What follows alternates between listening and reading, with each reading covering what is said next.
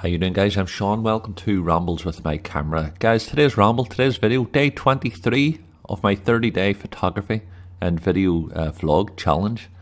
And I can't get over how close I am till the end of this finish line, so to speak. And I want to thank you all so much for hanging in there with me and coming along with me on this journey to get back into the swing of making videos. And, now I know this is a photography channel, in most parts, and obviously sometimes there's other rambles and things like that going on until it, but it's mainly a photography channel, and that's what it was. And it was really started so I could document my journey back into photography, and so appreciative of you doing it. So I know that it's not all photography, but look, a Saturday morning here, I've got a day ahead packed solid. I know that I'm not going to be taking any photographs, so what I'm doing this morning, just going through some of my photographs here. Just go back to this one here. This one here was one of the first ever rolls of film that I shot on my own. I learned photography in 1986 with a group called Belfast Exposed. I've talked about them on several videos, and I'll put a link up above where I go into more detail about it. But a great organisation started by Sean McKernan and Danny Burke. I met some great photographers who are lifelong friends as a result of being in it. But they supplied me a 35mm camera, taught me how to use it, supplied the film, got me until how to do my own prints in the darkroom, develop and things. I ended up working for them, teaching photography and also working in the darkroom. But this is the very first film that I ever shot my own. When I say on my own, as if like you were driving a car on your own, but true. When you're learning photography, obviously I had a photographer with me. It was Stephen Mullen, most parts my good friend, best friend. And this is the first film that I ever shot on my own. It was with a Praktica. It was TL3, and this is the first one, up in Beechmount. Now I've located who these kids are. Apparently they're two brothers and a cousin, and I put it on the Facebook. And it's just there's got a bonfire hut over here in Belfast and throughout the north. You have bonfires every August, and you also have them in July and things like that. But this one here was for the August one, so it was like a wee hut they would have had. And I'm just going through the photographs, and in reality, it's not. This is down in Divis Flats. High-rise block of flats. Kids, I've seen them just sitting looking through the, you can see this yourself, the wee wire railings up here. If a person was to stand, they would be able to, their heads would be here along the top. So they're looking through the wee vent at the bottom. And it's like as if they're in a wee prison. And, blocks of flats and high-rise flats and things like that. Although they were designed for people, I don't think people were designed to be in them. So therefore they had to play. Although there was a park there, it was too far away. The parents couldn't let them go down, obviously. So they played in the corridors and the balconies up above. And for me, it's a powerful enough photograph, but it's reminiscent. The flats are now gone, and kids are all grown up. Hopefully, they've had a great life, and they're having a great life. But so when I'm going through these, it's just bringing back memories. Like that's down around Cavendish Street. Candid shot, seeing the two kids at a wee bit of a fire there.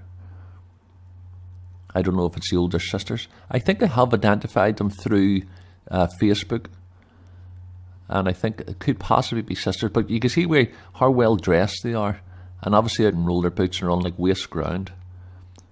But the wee kid's burning something. You can see the hand outstretched there. Be careful, So there's a candid shot there. Down in Dublin. It's an awful sad photograph. I actually I'm going to put a link up above to a video where I talk specifically about this. I know a lot of photographers are worried about taking photographs of homeless. Should we do it, should we not? Well, I believe that if it's done with respect, like any photograph, of course we should, because we're documenting a slice of time here. Although I'm a street photographer, I just use that term loosely because at the end of the day, I take a lot of photographs in the street, but I'm a photographer. And I think we have to record things like this.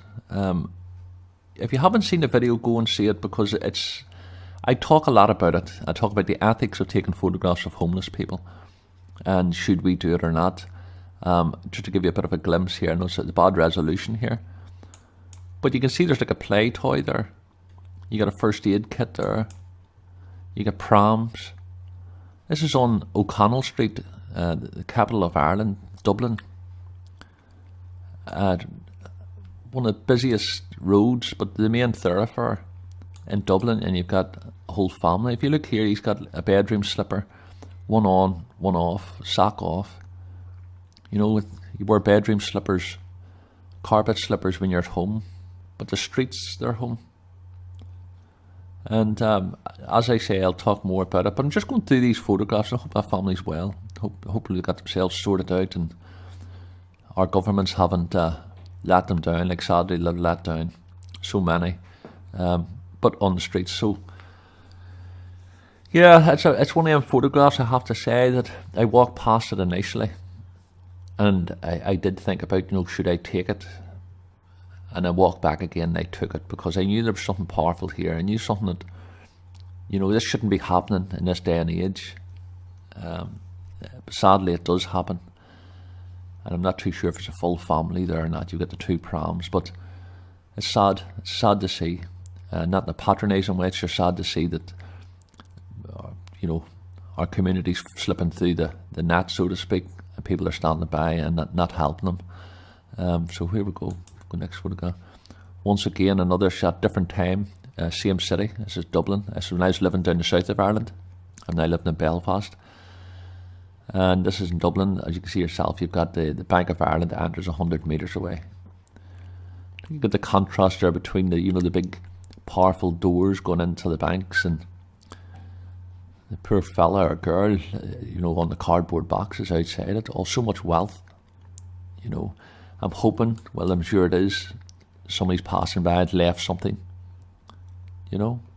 So I'm not going to get into it here. Once again, Dublin, I called that in 2 cups, 1 half, 1 full.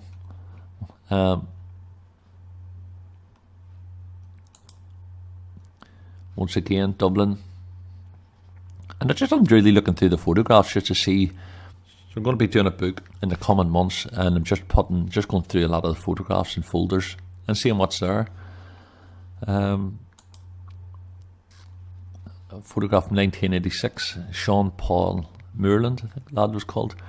I took that in 1986, and I posted it on my Facebook page, and I've done a video on that also, and I'll put links up above where I actually recreate the same photograph with the lad, with the man now. His wife contacted me and said, that's my husband. So I arranged to meet him and his family, lovely family, and I recreated the photograph at the same spot. It's something I'm going to be doing in 2018, sorry. I'm going to be recreating a lot of the photographs. Young lads down at City Hall. So I'm just reminiscing, guys, and just looking through the photographs and saying to myself, you know, where we come from, where we're going to, how much photographs have we taken this week, and I've realised that, especially with this 30-day challenge, that it's not to force yourself. I think it's good to, you know, push yourself to get out and take photographs if you're a photographer, or if you're not a photographer and you're into videography, and to push yourself doing that. If you're not that, push yourself to do something if you're not doing your passion. But don't make it an obsession. Don't try to force it. It's because if you start forcing things, then, you know, I think that you're going to lose, especially when something creative with like photography. If you don't get the photograph, you'll beat yourself up. If you do get a photograph, you know, you spur yourself on to do another one. But I think it's better to flow. Silhouette was taken down in Tramore in Southern Ireland. This is a beach. This is a promenade. And he was walking along. I seen him through the car window, and I got out of the car and ran up ahead of him. And obviously I shot a silhouette, shot in manual, and I think I captured just like the way they hit the cane there in his nose. I think it works, you know. So guys, listen, I'm going to wrap it up. I don't know, they say fur is beautiful. There's nothing beautiful about that at all. Hideous. That was taken in Dublin, and just an ugly photograph. I hate people wearing fur. I just think it's disgusting this day and age, but that's like for a different video. Located these 3 people here, 2 friends, and I'm going to recreate that photograph. So there you go, guys. Listen, I'm going to wrap this up.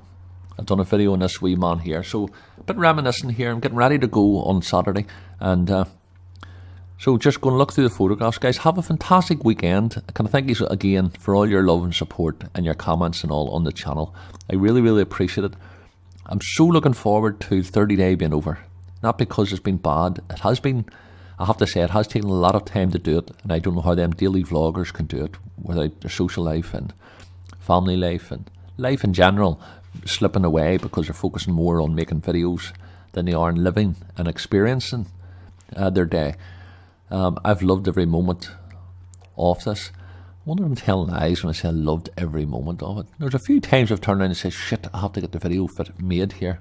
And I've had things to do and I've had to cancel them out. I'm not doing this here to get the violins out and the moan and groan, but yeah, so it'd be lying if I said I loved every minute of it. That's not true. But by and large, I thought it was a fantastic experience. But when it comes to the 30 days, when this goes over, I'm going to be doing 2 videos a week. If I feel that 2 videos is too much, I really want to put out good content. I want to put out good quality images. I want to put out good content that, you know, you guys appreciate. I appreciate your time, so I think it's only right for me to, you know, put out the best content I can. If 2 videos a week, I'm not doing it, I'll go to 1 video a week, but I guarantee you that I'll be doing 1 video a week, and I think you'll like to see the transition that I'm going to be doing with it. Wee bit of a cough here coming. So guys, I'm going to wrap this up. Have a fantastic weekend. Thank you so much. You're going to be seeing this here on Sunday, so your weekend's nearly over. But know that I'm sending you love from Belfast. Have a fantastic week ahead. Follow your dreams, follow your bliss, follow your goals, all your aspirations. If you haven't got any goals or aspirations, sit down and you know, write them down and let them manifest. Guys, send you love, and I will catch you later. We are the mods, we are the mods. There you go.